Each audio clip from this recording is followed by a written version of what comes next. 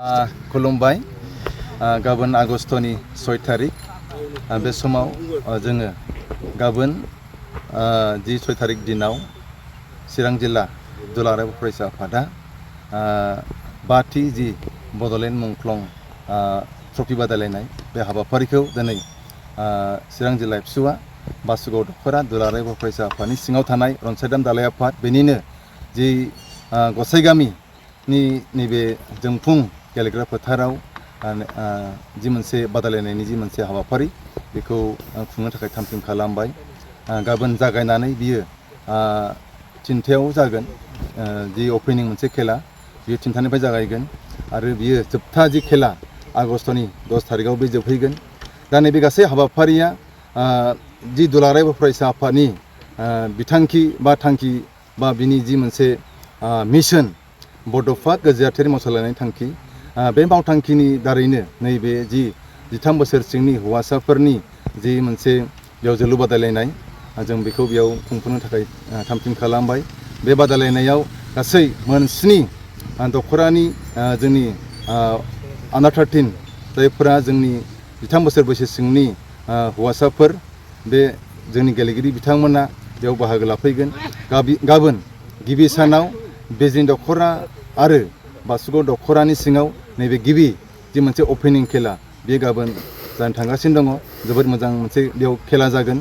बेबायदिनो जोङो दुलाराय फरायसा आफादा जिहेतु थांनाय बोसोरनिफ्राय बेयाव 13 बोसोर सिंनि हिन्जावसाफोरनिबो बेयाव जिहेतु जोलुर बादायलायनाय जि मोनसे हाबाफारि बेखौ बिथांमोना जागायबाय। चिरां जिल्लायाबो एबार जोङो मोनसे टीम बख'नानै फैगौ जि जोबथा फाइनाल बादायलायनाय बे हाबाफारियाव जोङो आइजोफोरनिबो 13 बोसोर सिंनि जि जोंनि हिन्जावसाफोरनि बादायलायनाय जों बेखौबो बेयाव थि खालामनानै दोननाय जाबाय।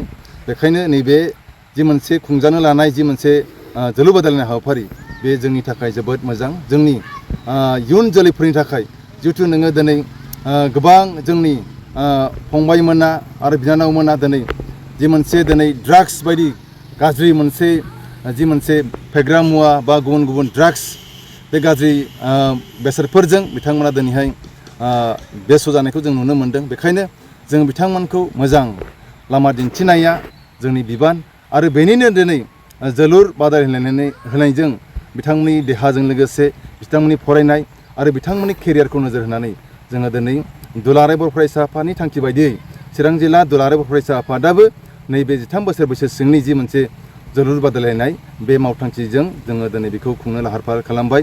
गाबोननि जि ओपनिं बे ओपनिंआव जोबोद मोनसे नायनो गोनां माखासे हाबाफारिफोरखौ जोङो लानाय जादों। बेयाव ड्रामा बा नोङो बेयावहाय स्ट्रिट प्ले बायदि बेयाव श' खालामनाय जागोन।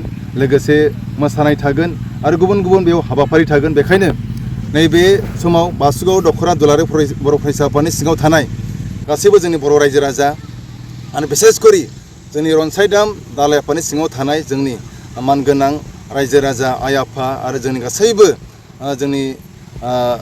जोंनि जिखिनि इयुन जोलैफोर जों बयखौबो खावलायगोन जाहाथे गाजा गोमजायै नुजाफैनानै जोंनि जिखिनि गेलेगिरिफोर दङ बिथांमोनखौ मदद खालामगोन, इनकारेजमेन्ट खालामगोन जाहाथे बिथांमोना इयुन जिबनाव जाहाथे गेलेनायजों गावनि मोनसे जि केरियार बे केरियारखौ बिथांमोना इमप्रुभ खालामनो हागोन आरो मोनसे स्किलखौ बिथांमोना बेयाव बारायनो हागोन। जिहेतु एबार जोङो नुबाय जि दुलाराय बर' फरायसा आफादनि बड'फा जि मोनसे FC माने फुटबल क्लाब बे फुटबल क्लाबा दिनै स्टेट लेभेलाव बिथांमोना मोनसे टुर्नामेन्ट नोङो गेलेनानै दिनै बिथांमोना जोबोर मोनसे जाफुंसार जानो हाबाय आरो बिसेसकरि चिरां जिल्लानिफ्रायबो 2 जोंनि गेलेगिरिफ्रा दिनै नेसनेल लेभेलाव गेलेनायनि थाखाय बड'फा FCनिफ्राय बिथांमोना सायख'जाबाय। बे जोंनि थाखाय जोबोद मोनसे गोजोनथाव खौरां। दा बेखायनो नैबे जिखिनि जोंनि गेलेगिरिफ्रा गाबोननिफ्राय गेलेजेनगोन बे गेलेनाय बिथांमोननिफ्रायनो जोङो मोनसे डिस्ट्रिक्टनि मोनसे टीमा बिथांमोननिफ्राय फैगोन आरो बिथांमोनानो आरोबाव जोंनि दुलाराय बर' फरायसा आफादा सेन्ट्रेलै खुंगोन बेयाव बाहागो लाहैगोन आरो बिथांमोनानो बड'फा FCआवबो जायफोरा साबसिन गेलेनायखौ दिन्थिनो हागोन बिथांमोना बड'फा FCआव बिथांमोना नाम थिसनजागोन बा सायख'जागोन।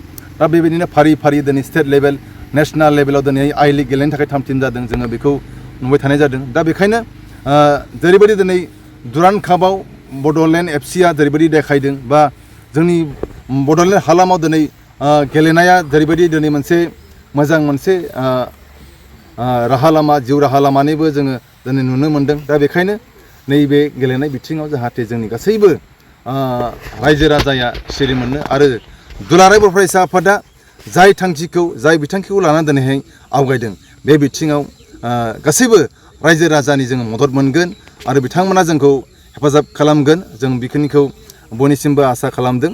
आं गसाइनाव आर'ज खालामदों जाहाथे जि सानबानि 6निफ्राय सानबा 10 थारिखसिम बे जिखिनि दिनै बेयाव गेलेनो थाखाय बेयाव थाम थिम खालामबाय बे दिना जाहाथे जोंनि गासै गेलेगिरिफ्रा मोजाङै गेलेनो हायो बेखौ आनान गसाइनाव आर'ज खालामबाय। गोजोन्थों।